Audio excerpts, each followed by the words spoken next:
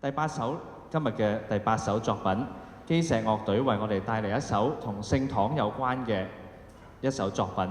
造物讚之星月水與大地》，係由 Matthew Young 作曲填詞主唱，由 Winnie Kong 和唱 ，Stephen Fogg 編曲彈唱。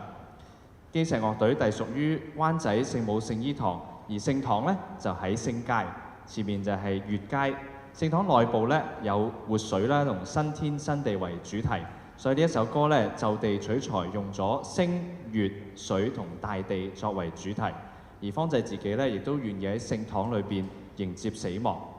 今日亦都係一個同聖堂相關嘅節日喎，祝聖拉特朗大殿。而我哋而家喺聖堂裏邊，就讓我哋一齊喺聖堂裏邊細心聆聽呢一首由聖堂啟發嘅造物讚。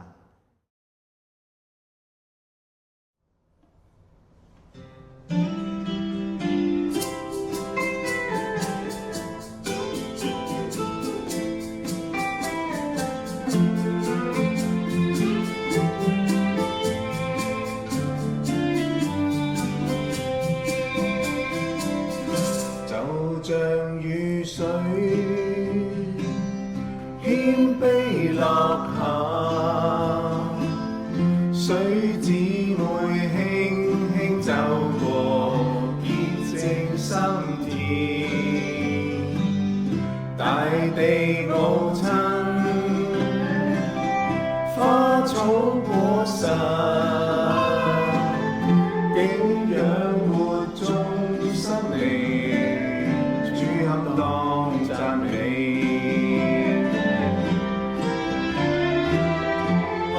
看世間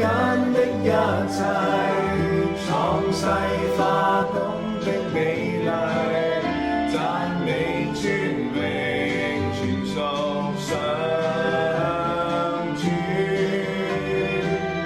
看眾生的心裡，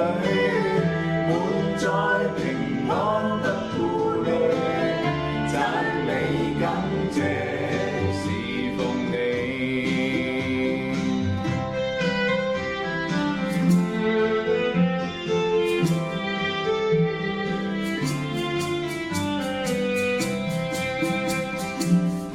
夜幕滿天，